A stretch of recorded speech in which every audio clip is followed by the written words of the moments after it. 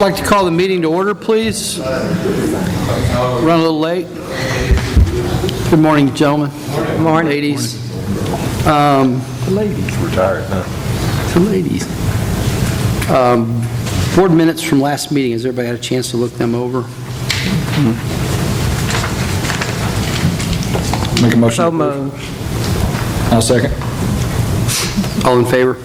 Aye. All opposed? I'll abstain since I wasn't here. Thank you, sir. Duly noted. Ms. Lori, financials, please. All right. I'll start with the comparative balance sheet for May 2020 to May 2019. Under the other property and investments, we have closed the sinking funds and the other special funds that we had set aside for the bond, since those have been paid off, and that money was transferred just to the general account. Under the current and accrued assets, the cash and temporary investment, that amount is up a little over $3.5 million, and that is due to no longer prepaying the TVA power bill, because we're not, there were some questions how that would be handled if there was a credit after the merger was effective.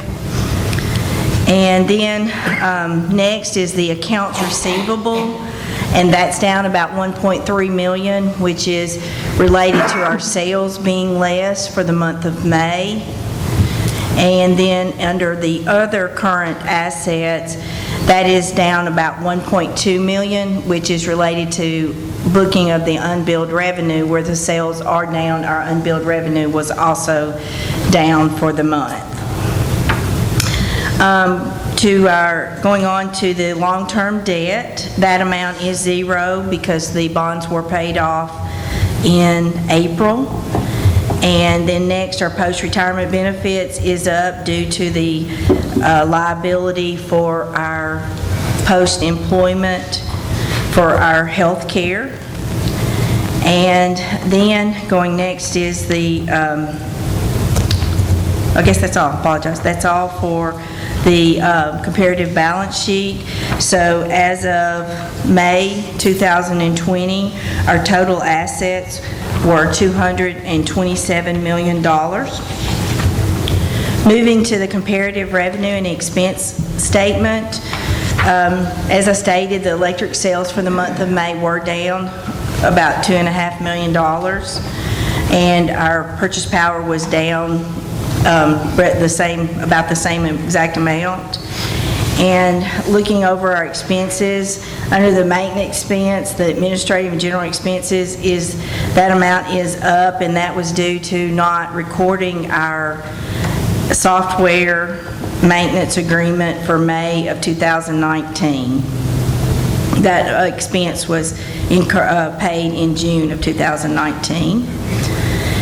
Next, under the income, the other income, the amount of $4,221, that is the amount of our interest income that we received from the amount for prepaying TVA and for our savings account with First Tennessee, and that's due to the drop in the interest rates on those.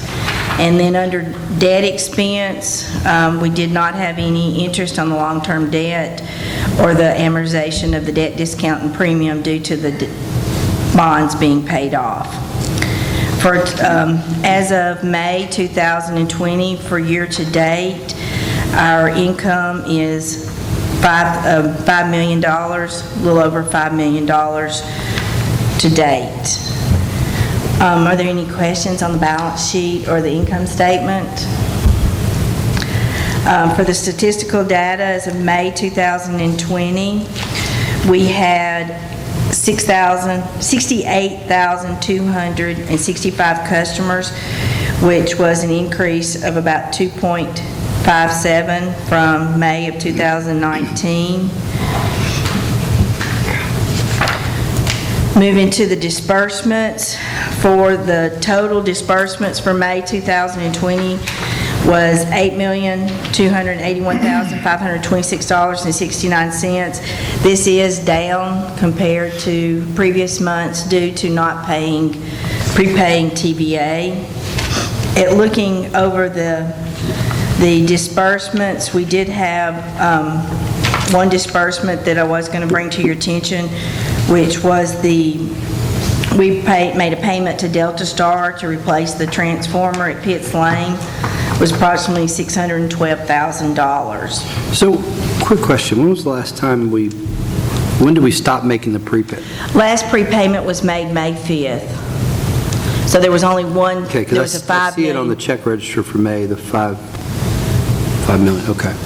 There's just one $5 We didn't do million. it for June, okay, right, I'm sorry.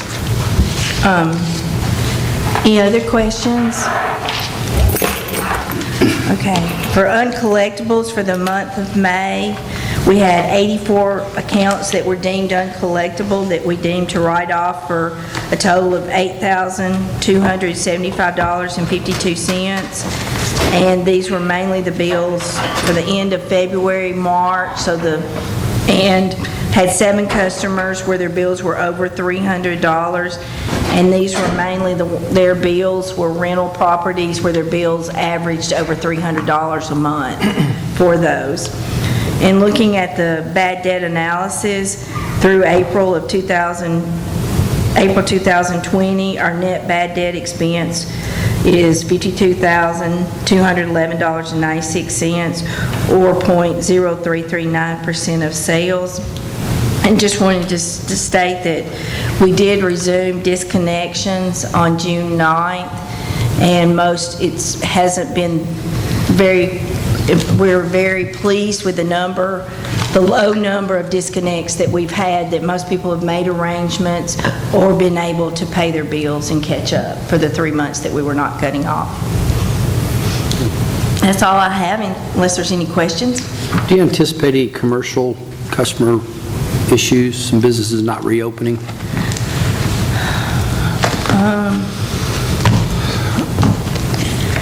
I think we'll see some of that.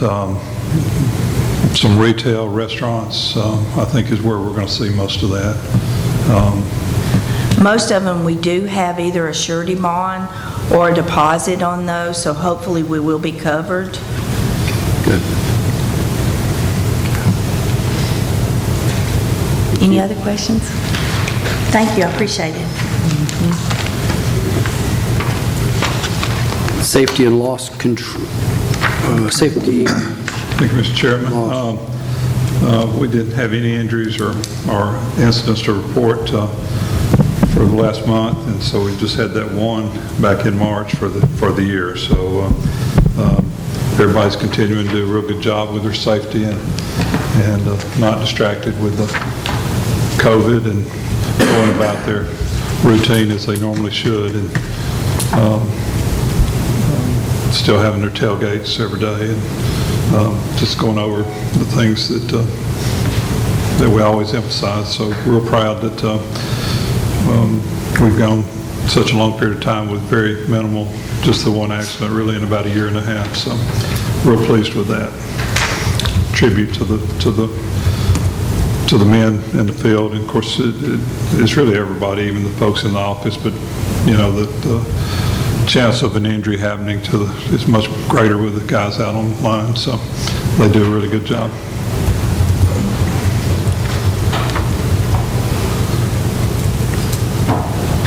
I'll continue with the purchases.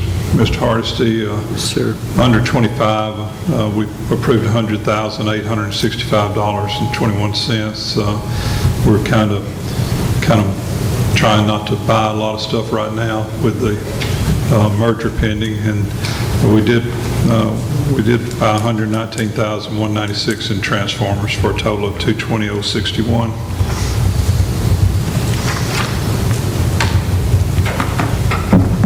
I'll continue with the fuel cost. Our fuel cost for July 2020 is 1.49 cents for standard service and 1.258 for large manufacturing and 1.360 for large general. This is about 26% below normal for a 3-year average for July.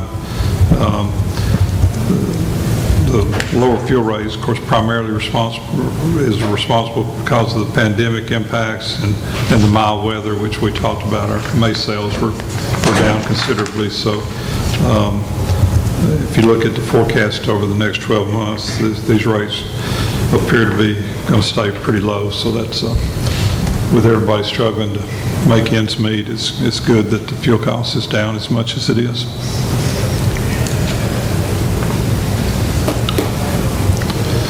Okay. If you'd like, I'll just continue on into Absolutely. my report. On June 18th, we had a planned outage that affected about 100 customers. It was scheduled at midnight to replace the switchgear that was damaged from a car wreck at East Castle and Middle Tennessee Boulevard. And the night of the wreck, they made a temporary fix to quickly restore power, but we needed the planned outage to come in and completely repair the damage. So there were 6 commercial customers and 1 traffic signal that the Murfreesboro Police Department monitored while we were doing our work. We mentioned last month or two that TVA had initiated a back-to-business credit program for the Part B, C, and D customers. Rich's had closed for a week in April, and now that they're back up to their normal production, they received a credit of $22,913. MTSU we're monitoring them. They may very well qualify, but they haven't returned full operations yet. So if they let this program runs through September, so if they come back in the fall at full speed, then they should qualify for this credit as well. Give you a little bit of an update on the acquisition. I sent you we finally, about 2 weeks ago, we got the determination letter from TVA where they approved the assignment of the contract, and they identified that there were material net benefits to the 2 utilities coming together and confirmed what we already felt like we knew. But process ran a little bit longer and was thoroughly vetted, and they set the bar real high for any future mergers and acquisitions. But the determination letter did come with some conditions, and there were 6 conditions. They're on the 4th page of the determination letter. That one, and we talked about briefly, casually before the meeting, that Middle couldn't build new headquarters for at least 10 years and not to exceed the estimate for refurbishing their existing property. Reason for that is they, in our application and determining, showing the net benefits, the foregoing that construction on their veterans campus, estimated savings of about $150 million. TVA later reduced that down to 130 in terms of their evaluation. So since it was one of the bases for meeting the net mutual benefits, they wanted to make sure that Middle did not build a new headquarters sooner than 10 years. The second one is we agreed to follow the rate parity plan. We submitted a plan for the rates to come together over 5 years. There's a 2-year freeze on both sets of rates, and then over the next 3 years, we'll bring the rates together. That's it's kind of a meet in the middle approach is how we're doing it, and so it'd be minimal impact. I think there's only maybe a couple % difference in our rates right now. So, PD, Yes, ma'am. will there be different rates for the city and one for the county per se when you start billing? For the first 2 years, the rates are going to be just like they are today. Okay. And then the years 3 through 5, we're going to start bringing those rates together, and they'll get closer, but they won't be exactly the same until year 5. Okay. But Which in reality is probably better for the ratepayers, because we would have probably had to start looking at an increase if it had to sell, not going forward. and they reference that in their determination letter that that might be a slight increase to our customers, but less than we would have done on our own. Yep. That's a very good point, Ross. If I read it accurately, it says that Middle Tennessee can increase rates on legacy MED customers or Middle Tennessee customers for 2 years. That includes everybody in Middle Tennessee bubble, which is good for everybody. And that was a modification after their review, they came back and had us take another look at the rate parity. And this was they were very pleased with the adjusted rate parity plan that we submitted. So that was a big stepping stone toward getting approval. The third one just says that they will, if they deviate from the submitted rate parity plan, they have to go through TVA and get authorization. The fourth one is one of substance. The city agrees to pay MED prior to closing or credit MED at closing for $2.134 million for the building and the storage on the coal property, and then the fiber project that we did for the city. They felt strongly that ratepayers needed to be kept whole on these issues, and in the sales agreement, they had negotiated for the city to keep the building at no cost, and they were going to be forgiven for the cost of the fiber, but TVA felt like that was not something they could do. Of course, there's a lot of scrutiny on this TVA for going through this process, and a lot of the other municipals are weighing in, so a lot of eyes on this project. So I think they just wanted to make sure and say it out loud that the ratepayers are being kept whole in this process. This item is on the city's agenda Thursday night, and assume that it's less than 1%, so I don't, Rick may have a better feel. I don't think will be any problems with that, and so that has to be done as part of the approval process. The fifth one is,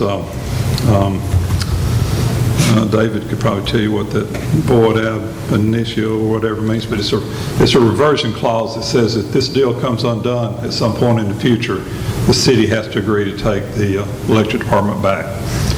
And I think from a practical standpoint, that would be very difficult, depending how deep we are into this thing. But if somebody challenged the TVA's process or took it to court, say 10 years from now, and the judge ruled that it was not proper, the city has to agree to resume operation of the electric department. I don't know how that would be handled in terms of payments already made. I don't know that getting money back from middle. But anyway, the lawyers insisted on having that in there.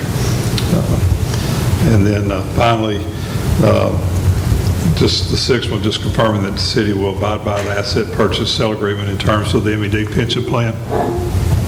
The current retirees, of course, the city will keep that plan open and continue to pay those employees, continue to have an actuarial study done every year. And if the plan should need funding from the actuarial study, then the city would be required to fund it accordingly. But, we know currently that it's overfunded, and when the merger happens, nobody's going to be adding years of service or their high five pay is not going to change. So I don't envision that, I would think the funding's adequate going forward. So unless we have some really, really bad markets, kind of like we're having now. But those were the 6 conditions. They sent a follow-up letter that also included, that said, they kind of laid out their expectations. And the main thing is they wanted us to provide a letter advising that Middle Tennessee Electric, Murfreesboro Electric, and the city accept the conditions and request that they prepare the assignment agreement. And I attached that letter that went to them and has been received by TVA, saying that we'll abide by the conditions of the determination letter. So any questions on that?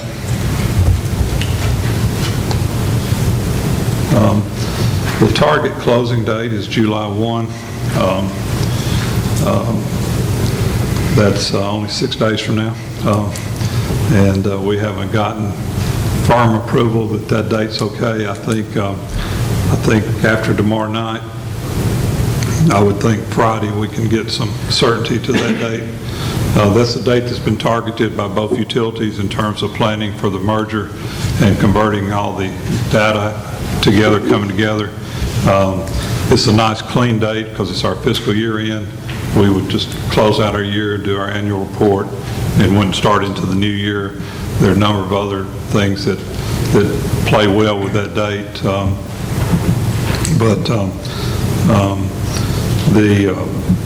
The NIC project team has been working diligently for probably, Lori, a year or more to plan this conversion, and Lori and Chris and Christina Shadrick are on the core team, and Rebecca Westergaard and Jamie are working very closely with this project. So they've put in a lot of hours. It's not uncommon for them to have 6 or 7 Zoom meetings in a day.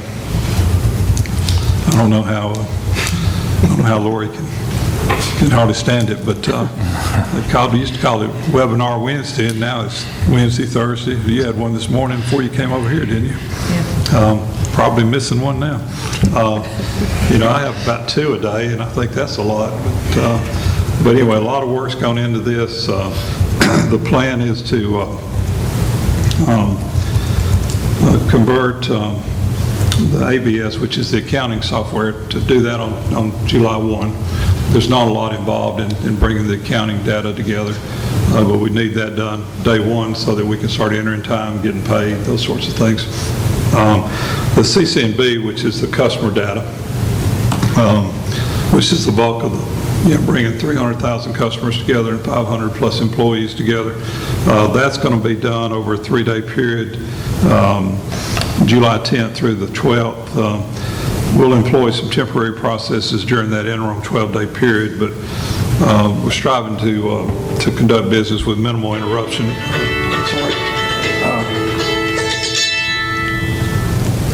Minimal interruptions to our customers, members.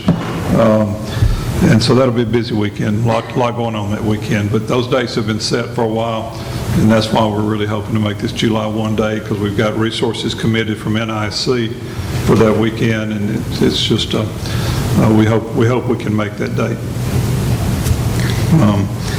Hopefully we'll know more after tomorrow night. I'm assuming that if council approves the payment of the credit of that money, then TVA's already got the letter saying we accept the conditions. I think they'll be satisfied, and they can give us a firm go-ahead on that. But that's the process. Laura, you have any thoughts? I mean, you've been working on it daily, but it's, and we've been stressing at TVA about those dates that, they're looking at it just strictly from the regulatory perspective, I think, but a lot of moving parts to this that have to come together. And I don't know if they fully had thought about what all the scope of what all was going to have to happen for us to merge into one utility. And so we've been really kind of hammering that point home in recent calls, and I think they get it, but it's just been a somewhat slow process. We really had targeted June 1, and that date came and went, so we really don't want to keep pushing this thing back if we can help it. So that's pretty much all I've got on the acquisition. Any questions? It's been a long time coming, and we were thrilled to get the determination letter, and even with the conditions in it. So I'll make a quick comment. Just, now that we've already talked about this from the council level months ago, and now you guys have been the ones putting in all the hard work, and I know our staff's also put in the hard work. First of all, just say thanks. I mean, it's a lot for everybody to take on. It's change. I mean, none of those things are very easy ever, and everybody's had to be put under a lot of stress for that. And I just want to say, from my position on the council, I think I can speak for the council on this one to say we really appreciate it. And when you start to see these numbers, and if they're, if you're adding up 25 million and 68 million, those kinds of numbers as far as the benefit to ratepayers, and just something simple, I mean, that I think most people can associate with very easily, looking at the MED customers of only having an increase of 1.4 over the next 5 years. Now we know it's frozen for 2, but an average of 1.4% over the next 5 years rather than 4.1% over the next 5 years, you start compounding those numbers and realize that's something you're going to be paying for a long, long time. That's a pretty substantial benefit. And so, it's nice to hear what the TVA has to say about this. And, I think we all, if I had to guess, we probably all had in our mind when we were originally talking about this going back, a year or however long ago that this stuff started coming about is, kind of big picture, it makes sense. We think there will be synergies. We think there will be these benefits and that sort of thing. And I will tell you that when I learned that this thing wouldn't happen unless the TVA came back and said that this would be the case, it made me a lot more comfortable from the standpoint of going, well, I don't have to try to figure that out and know exactly what the dollars and cents are going to be, what rate you're going to have to do. So I'm just, I guess where I was kind of going with that is, all that hard work is going to save collectively the cities, the citizens of this city and county, looks like somewhere between $70 and $100 million. That's pretty dang awesome. So everybody ought to be really appreciative, and I certainly am. So thank you, guys. And before we move on, I want to say something real quick on the tail end of PD's president report. Last couple weeks I've had an opportunity just by chance to talk to a lot of our employees, and I want to say publicly the feedback that I've received is favorable. I think everybody's really comfortable with it. But the one thing that I heard over and over again was the amount of respect they have for PD. You took over at a very difficult time. Morale was horrible. There were some issues with the past leadership. People feel like you have been communicative, inclusive, respectful, lots of other things. But I can tell you this, they have a genuine respect for you and your leadership. So, like I said, you took over at a difficult time. Murfreesboro Electric was not in a good place. So they acknowledge the job you've done, and you should be very proud of that. So, Thank you. and we appreciate it. Appreciate those words. Appreciate it. Okay. Miss Gina. Couple guys getting bumps. They are. It's good to see you all. I'm kind of like, Lori, I don't Be seen. really enjoy the Zoom meetings. But yes, in your packet, we have 2 of our apprentice linemen coming up with step increases in July. But we have shared this information also with Middle Tennessee Electric because we thought, well, if it does go through, we've already given them salaries and information to plan for their budget, so they were fine with this as well. So, but these young men are working out really well. For additional information that's not in your packet, we've been trying to give you just a COVID update on things that we're doing at Murfreesboro Electric. In April, we reported that we had 6 possible cases that were all negative.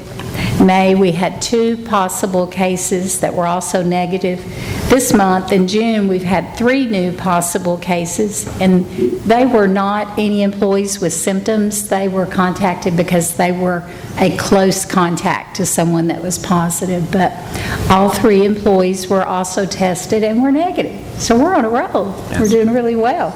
And we attribute that to the employees are doing a great job. As you can tell by, they're wearing masks, they're social distancing, they're doing a lot of the right things. So even though we've had employees with some symptoms, also with close contacts, some people that are in their household are positive, but our employees are doing really well, and we've not had any active cases. We've had, so that's 11 possible so far, and we've been very fortunate. We are prepared if we do have any with our protocols in place. We've had 4 employees request Families First leave for child care purposes, and we have 4 employees who have requested medical accommodations to work remotely. The majority of other employees are back at work in their normal situation. Any questions on what we're doing regarding the COVID? Thank you. One other item that came up the end of last week after we submitted our report, we've had our wonderful part-time communications coordinator, Kelly Matthews, has submitted her resignation for the end of this month. So after being with us for 2 years, she's decided she's going to stay at home. And we're very happy for her, and she's added a lot to the team. So she'll be missed. And as PD kind of talked about, we've been working really hard with Middle Tennessee Electric and also with the city regarding transitioning employees on benefits. The city will take over retiree benefits, so we're working real closely with Pam, with the city in a group to work out the details on that information. So hopefully everyone should be taken care of, and we'll work on those communications and have those ready to go out. And thank you all for always being supportive to employees and to Murfreesboro Electric. Thank you, Gina. City projects. Mr. Phillip? Thank you, Mr. Chairman. Mr. Chairman, board members, Mr. General Manager, City Manager, and fellow colleagues, and it's a pleasure to come before you. 6 projects on the list, no new one. But I think that you've been driving around, Robert Rose turn lane might be of interest to you. That's going to open up a good way of traffic. We were able to do some work with Middle Tennessee, and MED had to kind of relocate a couple of poles here. So the project is not done yet, just that we got out a pole in a while out of the way so that the city can come in and do the turn lane. Because a lot of things going on at the airport terminal, as you can tell that the last I checked, the check was pretty happy with the fact that all the poles was taken off the John Lane. If you drive out there at night, we actually have some street lights on there. It looks pretty nice. So I'm waiting for somebody to give me a free ride on the airplane to check my job. So if you have a jack plane there, just call me. I'll be glad to. I think it's part of, I'm not talking about Ross, am I? So anyway. Rocker Lane, which is the next big one, capital improvement project, that the city has it still on the book. So hopefully we'll get that going. That will really help kind of clean up the area a little bit too. As you know, in the beginning when I reported to you guys, we were going to take over 380 homes. So I think all those will be part of the merger. Will clean that thing up pretty good. So on that, I don't have any more things to bring before you. And so far, I think we're happy with the city. The city happy with us, right? Correct? You happy? So he's happy, I'm happy. So thank you again for all your support again. Thank you, Phillip. Fiber memorandum.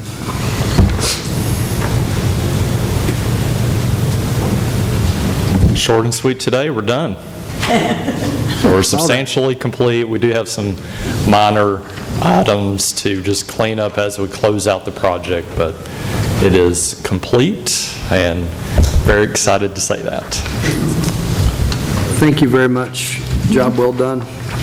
Thank you. Chris, if I may, I appreciate all your hard work on this. I know I've been wearing you out for the last several years on the fiber stuff, and that was one of the big things that I wanted to see complete, and I appreciate your hard work on that. You've been very diligent in getting it done, and I just want to share my appreciation for me. Enjoy getting to work with you the last several years. Thank you. And it's been a kind of a unique project, so I've appreciated the opportunity, and we've learned a lot as we progressed, and we'll see where the future takes us. It was nice to open that report and see all those blue check marks, the white check marks. Okay. Any questions for me? Appreciate you.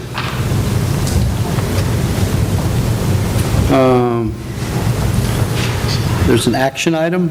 Yes, sir, Mr. Chairman. We're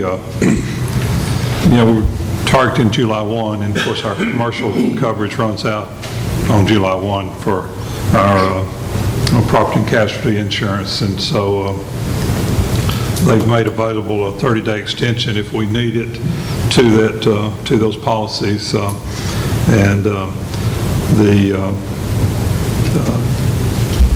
I talked to him yesterday, asking if I could let him know Friday. I think we'll know more Friday, but it is available, which we were really glad to hear, because we certainly didn't want to have to, we submitted our renewal applications, but we didn't want to have to renew them and then cancel them early into the plan, because we'd lose, earn, most of them want about 25% earned premium. So that would have been costly, but the cost is roughly 1/12 of what we paid this past year, somewhere around, might be slightly higher than 1/12, but around $65,000 if we extend that for 30 days if we're not going to close on the 1st. So I would request authorization to purchase this 30-day extension if we don't close on July 1. So moved. Second. All in favor? Aye. All opposed? Yep. Do you have something also? Mr. Chairman, yes, I do have one item of other business. As I think everyone knows, the real estate that has been purchased in the past by MED is in the name of the city as required by state law. However, we've discovered that one of the tracks over on, I believe it's on Front Street at College Street, was recorded in the name of Murfreesboro Electric Department. Since the city is keeping those properties, we need to have the deed changed to say City of Murfreesboro. We have prepared a quitclaim from the city on behalf of Murfreesboro Electric to the city. We would like to have that acknowledged and listed as a consent on behalf of the Power Board. And so we would ask the board to authorize the chairman to sign this quitclaim indicating consent by the Power Board to the transfer of the record title. I guess technically ownership has always been the city, but as required by state law, but the record title reflects Murfreesboro Electric. So we need to clean that up before closing, and so we do have a deed. It's been signed by the mayor, and if we could get Christie's signature after this meeting with the board's authorization, we'd like to do that. I'll make a motion to recommend transferring the property to the city of Murfreesboro. Second. All in favor? Aye. Opposed? Okay. That's the only thing I have. Okay.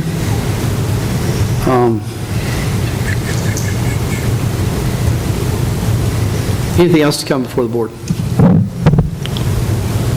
I would just like to say, if this is our last meeting, how much I appreciate the opportunity to have served for the last 11 years. When Mayor Bragg approached me 11 years ago, I didn't think this would be an 11-year deal.